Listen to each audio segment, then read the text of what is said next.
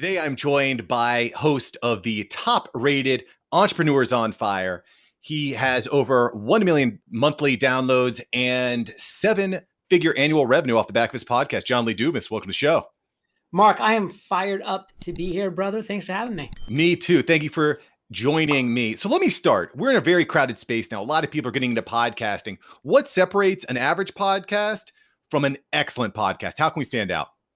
First off, an average podcast may as well be a horrible podcast, because if you're average these days, like, you're not going to generate an audience. You're not going to create a podcast that is meaningful just because it is a saturated marketplace. But if you want to make your dent in the world, to have an impact, to share that voice and that message and that mission with the world, you've got to create a podcast that solves a specific problem, that provides a real solution to an actual struggle. You've heard it before. The riches are in the niches. It is not different for podcasting. Like, launching another podcast to interview entrepreneurs, it's not going to work. But if you launch a podcast that is specifically to serve vegans who at the same time love yoga, the Yogi Vegan is going to work, because you are going to find your tribe. You are going to be able to fill a void that's not currently being filled in the podcast market space. So that's what's going to separate an average podcast, which will fail, from a great podcast that will win. I love that. Niching down, getting to know your customer, getting to know your client, getting to know the people that really love what you do. So let me kind of dive into that a little bit, John. How do we convert just an average listener, maybe that's their first time on the show, into a super fan, into part of the Fire Nation, or part of something that really is meaningful for their life? You change their life. Like, you are literally adding value to their life by providing them a solution to an actual problem they have. I mean, Mark, if I was to ask you a question right now and you're like, John, like, I am so struggling with creating a funnel that can actually convert, so I can actually make money in my business. Like, I'm working hard. Like, look at this, painting behind me of my palm trees. Like, this isn't free. Like, I've actually got, bills coming in. I've got a family to support. Help me create a funnel. And then I go, well, listen, Mark, I've got a completely free funnel course. It's 8 videos. It's going to take you through a process of how to create your first converting funnel. And it's free. It's called Funnel on Fire. Here you go, my friend. And then if I give that to you, it's free. And then that works for you. Like, do you not think that you will become that raving fan that you just mentioned? That's where the gold is. I love that. So kind of providing just as much value up front as possible. So people are like, John's giving me all this stuff for free. What can I get in the mastermind course or in his special community? I think that makes a lot of sense. And that's something that Gary Vee's a big fan of, giving away your best stuff for free, because people will just get hungry and hungry for more. Thanks for sharing that. So you've obviously had a long journey, been podcasting for many years, JLD. What was that aha moment for you? What was the time in your history where you just said, this is it. This is the aha moment that just really made the difference in your business? It was launching the podcast. I mean, it was literally walking down the street, listening to a podcast, being like, you know what? These episodes are so good when people are interviewing entrepreneurs about their successes and their failures. Like, I'm learning so much. I'm going to go home right now and I'm going to find that daily podcast that comes out 7 days a week with a new episode, with a new interview with a successful and inspiring entrepreneur, because that's the show that I need right now in my life. And Mark, I went back to find that show. It did not exist. And then I remembered that great quote by Gandhi, be the change you want to see in the world. Like, I wanted that show to exist. It didn't exist. I filled that void. Now, was I good? No. Did I think I was going to be good? No.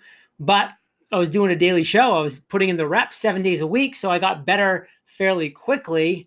But at the end of the day, like, the reason why Entrepreneurs on Fire won is because I found a niche that wasn't being served. I filled a void that had not yet been filled. If I had just launched a 7 day a week show, a once a week show, like other podcasts that were already out there in the space, I would have struggled. I probably never would have gained traction. And that was back in 2012 when there wasn't even that many shows around.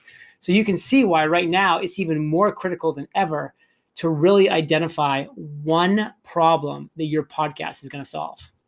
That makes a lot of sense. And it's certainly very difficult to do. I think it's really easy to get caught up in that. Well, someone's already done it. It's already been done. But I think that it's just really important that you dig in, right? You dig in, you start finding and listening to the people in your community, which honestly is a little bit of a challenge, I think, in podcasting, right? Because you post a podcast and most of the platforms don't give you a lot of feedback back, right? It's not like on YouTube where you post a video and then there's a ton of comments.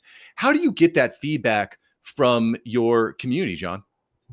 Engagement is not easy in the podcasting world. It takes time to build an audience to a size where you actually are getting feedback, where you actually are getting comments. It's tough, but I love the quote that the higher the barrier, the lower the competition. And if you really realize that, you'll realize that, hey, it is tough to build an audience to a level where I'm actually getting engagement, but it's tough for everybody. And so most people are going to give up. And since I'm not going to give up and I'm going to get over that barrier, I'm going to win at my level. And so that's a really important and critical thing to realize. And then I can just say, you have to be asking for the engagement. You have to be giving a reason for people to engage. Like a huge, piece of advice that I give people, because it's a huge mistake a lot of podcasters make, is they say something along the lines of, all right, if you get a chance, go back to my website because I have a newsletter. You can sign up for my newsletter, blah, blah, blah. Like, who's going to sign up for a newsletter just for the sake of a newsletter? Like, who needs more emails in their inbox? Like, nobody's raising their hand right now. What people need are solutions to their problems. So your call to action at the end of your show should be an incredibly valuable and specific call to action that's going to be solving a real problem. Like, for instance, one of my calls to action, and I have 8 that I rotate on my show, is, hey, listen, I've done over 2,600 interviews. I know that most entrepreneurs struggle accomplishing goals. So I created a completely free goals course for you, freegoalscourse.co. Go check it out. I will teach you how to set and accomplish a goal with this free course. Go check it out, freegoalscourse.co. So I'm giving them an actual reason to go to sign up for this course. And guess what? Now they're in my now they're on my email list. They're part of my subscribers. They're getting more value, more content from me, and I'm able to ask them questions in my email sequence, like, what is your biggest struggle right now? So in that way, now I'm engaging with them because I'm asking them a direct question. They're giving me a direct answer on their struggles, and I'm able to really start the engagement in that way. But with just these kind of vague, broad, and not very specific calls to action, people are really struggling. Yeah, and I think one of the smart things you can do with that, so let's say, like you said, you've got 8 different calls to action for your various shows. If someone's like, okay, this is the call to action, I'm going to sign up for that list. Well, now you have a more specific, you can understand more specifically what their need is, right? So now you can cater your emails and your targeting and your messaging because you understand what their interest is. Right? You can understand what their problem that they need solved is, right? So somebody that gets on that email list is going to be getting emails specific to goals. Somebody that gets on my free podcast course list is going to be getting emails specific to podcasting. Like, you have to customize and segment things out to speak to that individual's specific struggles. Like, that's the core, that's the key. And you can do it with the tools that we have these days. It just takes a little forethought, a little effort. Once the systems are in place, they're in place. So let's lean into that a little bit more, John. Systems, right? Because obviously, thank you so much for watching. I'm glad you enjoyed this episode. I've got several other episodes right here for you. Smash one of these videos to make sure that you don't miss out on the tips, tools, and tactics of industry experts. Let's take that side hustle full time. Smash one of these links.